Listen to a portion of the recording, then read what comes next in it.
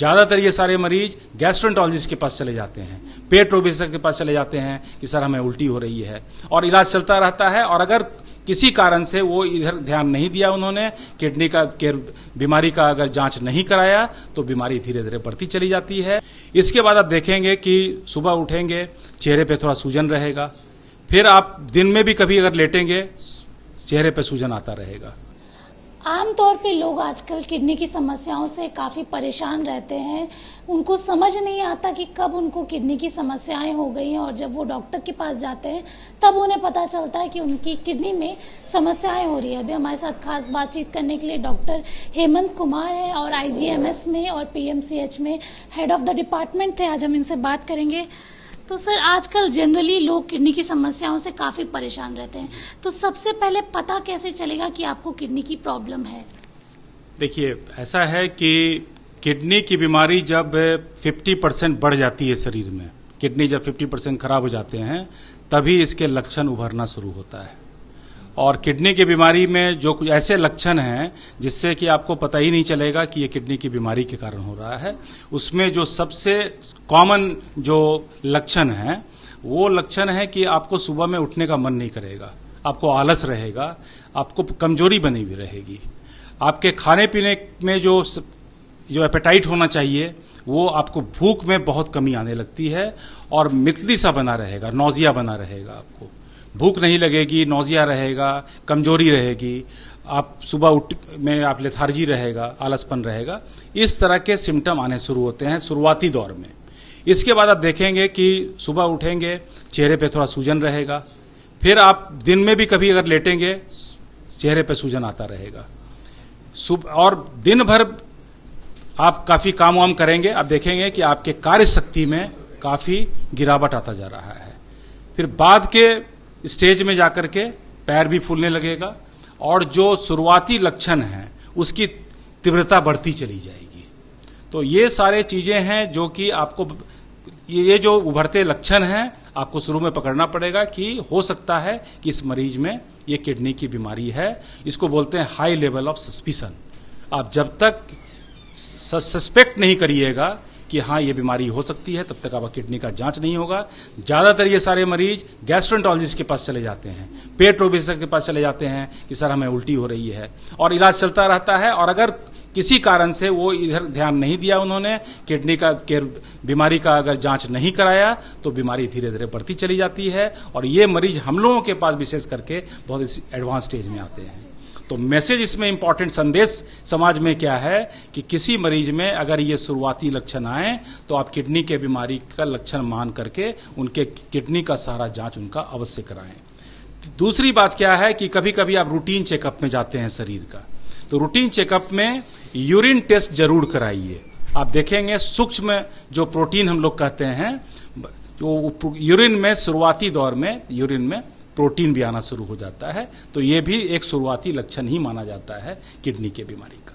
Kidney के जो patient होते हैं उनको काफी और भी बीमारियां हो जाती है, जैसे शुगर, हाई BP, ये सारी समस्याएं उनमें देखने को मिलती है।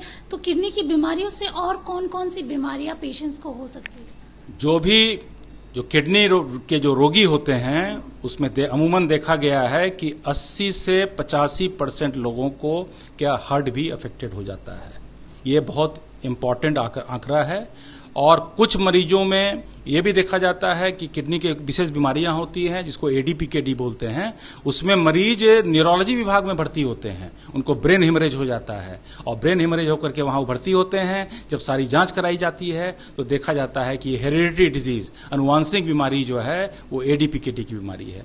जो अच्छे खासे परसेंटेज में ये बीमारी देखा गया है पूरे वर्ल्ड में, जो हम लोगों ने शोध किया है, उसमें हम लोगों ने देखा है कि लगभग किडनी के बीमारियों में 100 मरीजों में 8 से 10 मरीज ADPKD के आजकल नजर आने लगे हैं।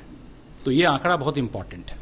पहले देखा जाता था कि जो ओल्ड एज के लोग हैं वो काफी ग्रसित रहते थे किडनी की बीमारियों से, लेकिन अब देखते हैं कि 30+ भी जो लोग हैं उनको भी किडनी की समस्याएं हो रही है। तो ऐसा क्यों?